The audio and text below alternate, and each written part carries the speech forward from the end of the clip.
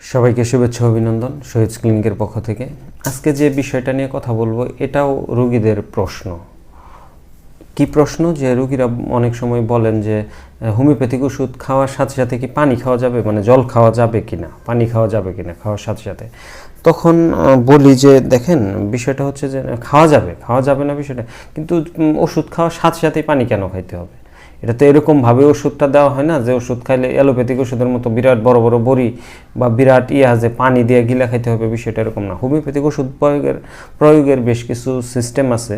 যেমন আমাদের একটা জিনিস মনে রাখতে হবে যে হোমিওপ্যাথিক ওষুধ আর অ্যালোপ্যাথিক ওষুধের কার্যপ্রক্রিয়া সম্পূর্ণ ভিন্ন। হোমিওপ্যাথিক ওষুধ কাজ করে ডাইনামিক লেভেলে, স্নায়ুতন্ত্রের ভিতর দিয়ে ডাইনামিক লেভেলে কাজ শুরু করে, আর অ্যালোপ্যাথিক ওষুধ কাজ করে হলো ফিজিওলজিক্যাল, শারীরবৃত্তীয় প্রক্রিয়ায়। তাহলে সেটার প্রক্রিয়া ভিন্ন, হোমিওপ্যাথিক ওষুধের প্রক্রিয়া ভিন্ন। তো যারা প্রশ্ন করে থাকেন যে হোমিওপ্যাথিক ওষুধ খাওয়ার সাথে সাথে জল খাওয়া যাবে কিনা, আসলে বেসিক্যালি আমরা যেটা আমাদের রোগীদের প্র্যাকটিক্যালি বলি যে আমরা তো আর নাকের ঘ্রাণের মানে স্বাভাবিক যারা আসে আমাদের কাছে তারা তো ওষুধ খাওয়ার প্রসেসেই মানে খাওয়ার মতন অবস্থা নিয়েই আসে। অনেক রোগী, যে সমস্ত রোগী দেখা যায় যে অজ্ঞান বা বিভিন্ন সিচুয়েশন আছে, যে সিচুয়েশনে বিভিন্ন প্রক্রিয়ায় ওষুধ প্রয়োগ করা হয়, কিন্তু সাধারণ সিচুয়েশনে ওষুধ খাওয়ার মাধ্যমে আমরা দিয়ে থাকি।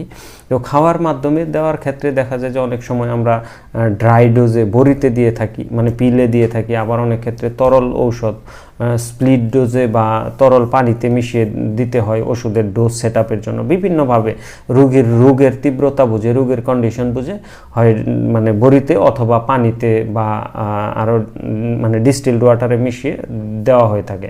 তো এখন যেটা প্রশ্ন রোগীরা আমার কাছে জানতে চেয়েছেন যে হোমিওপ্যাথিক ওষুধ খাওয়ার সাথে সাথে পানি খাওয়া যাবে কিনা। হ্যাঁ, হোমিওপ্যাথিক ওষুধ খাওয়ার সাথে সাথে পানি খাওয়া যাবে না, বিষয়টা এরকম না।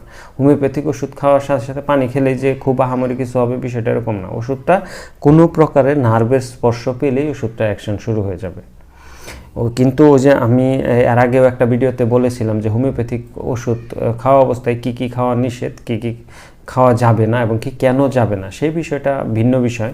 তবে এখন যেটা প্রশ্ন এসেছে যে হোমিওপ্যাথিক ওষুধ খাওয়া অবস্থায় সাথে সাথে পানি খাওয়া যাবে কিনা, তবে হ্যাঁ, সাথে সাথে পানি খেলেও কোনো সমস্যা হবে না। তবে আমার কথা হচ্ছে যে হোমিওপ্যাথিক ওষুধ খাওয়ার সাথে সাথেই পানি কেন খেতে হবে?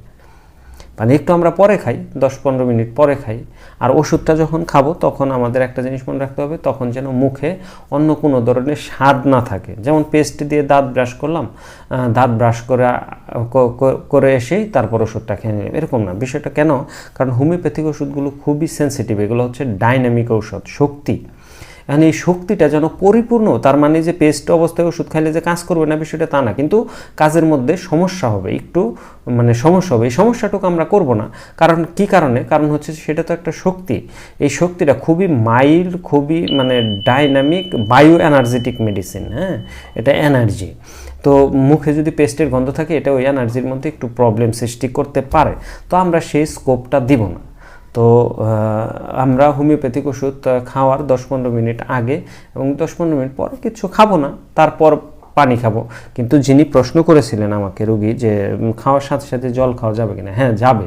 তবে আমরা খাওয়ার সাথে সাথেই না খেয়ে একটু পরে খাবো। এটা নিয়ে আসলে বেশি আহামরি এত ব্যাখ্যা বিশ্লেষণের কিছু প্রয়োজন নাই। হোমিওপ্যাথিক ঔষধ যদি সঠিকভাবে প্রয়োগ করা যায়, সেটা কোনোভাবে নার্ভের সংস্পর্শে আসলেই সেটা অ্যাকশন শুরু করে দেয়, ঠিক আছে?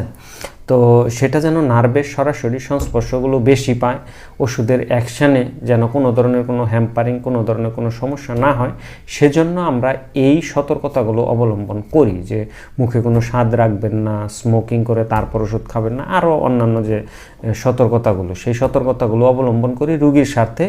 কেন? যেন ওষুধের সম্পূর্ণ ক্রিয়াটা, মানে ওষুধ যেন সম্পূর্ণ শক্তিটা সেখানে প্রয়োগ করতে পারে বা সম্পূর্ণ ক্রিয়াটা যেন করতে পারে। তো আশা করি উত্তরটা পেয়েছেন। সবাইকে ধন্যবাদ। আল্লাহ হাফেজ।